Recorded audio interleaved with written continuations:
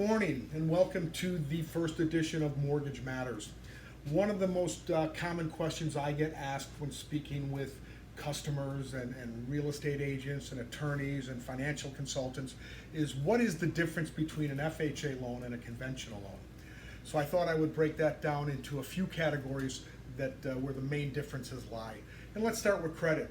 FHA loan is going to be more forgiving for issues on credit. Right now, for the most part, both conventional and FHA loans will go down to a 620 score. In some cases, you might be able to get an FHA loan for someone with less than a 620, but in a post-COVID world, that's not common anymore. But let's say you had a 640 credit score. You can go conventional, possibly. It has to be run through and be approved, but the rate you're going to get on that conventional loan is going to be elevated over the 2.75 and 2.875% rates that we read about every day. You're also going to pay a higher mortgage insurance premium on a conventional loan at that credit score, and it might be to the borrower's advantage and therefore to your advantage if we look into FHA. FHA, once you get to about a 640, you're going to get the same rates as someone who has a 740. And more importantly, the mortgage insurance factor on an FHA loan is consistent throughout. If you have a 640 credit score or a 620 credit score or a 780 credit score, if you're going FHA, you're going to pay the same level of mortgage insurance depending on that loan and that loan's terms. So they also, FHA will go to a higher debt to income ratio. In some cases, FHA will go up to a 57% debt to income ratio, not all the time, but in some cases.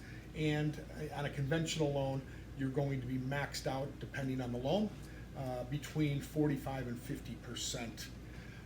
As far as major deroged credit, bankruptcies, foreclosures, if they've recently had a bankruptcy, you're probably going to want to go FHA. We can do an FHA loan after 2 years from a bankruptcy and 3 years after a foreclosure, whereas on a conventional loan, for the most part, you're going to have to wait 4 years for a bankruptcy and 7 years for a foreclosure. Down payment wise, things are pretty equal. The minimum down payment on an FHA loan is 3.5%, and the minimum down payment on a conventional loan can be as low as 3% for a first-time home buyer. If they're not a first-time home buyer, it would be 5%. The big issue is appraisals.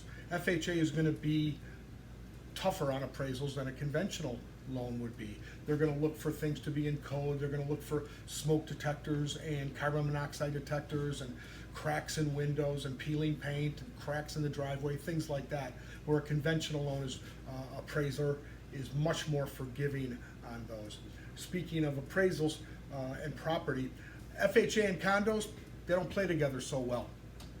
Sometimes you can, if an FHA condo is FHA approved. If a condo is FHA approved, then it'll work out fine, but most 90% are not. So if your borrower's looking for a condo, FHA is probably not your first choice. If it's a single family or a true townhome, FHA is fine. And as we all know, there's some townhomes and condos, they get a little confusing there. So there's a way to figure out if your property is a townhome or a condo by looking at the parcel ID number. And if you want more information on that, just let me know. I thought I'd end today's Mortgage Matters with a Friday fun fact and see if anyone can guess the answer to this trivia question. What was the first item sold on eBay back in 1995?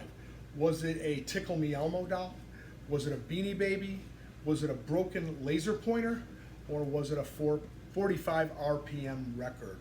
So comment on that and we'll raffle off something for a random correct answer, okay? So I hope you enjoyed this. I hope it was right to the point. You got some information. I'm no John Horton, but then again, who is? Take care now.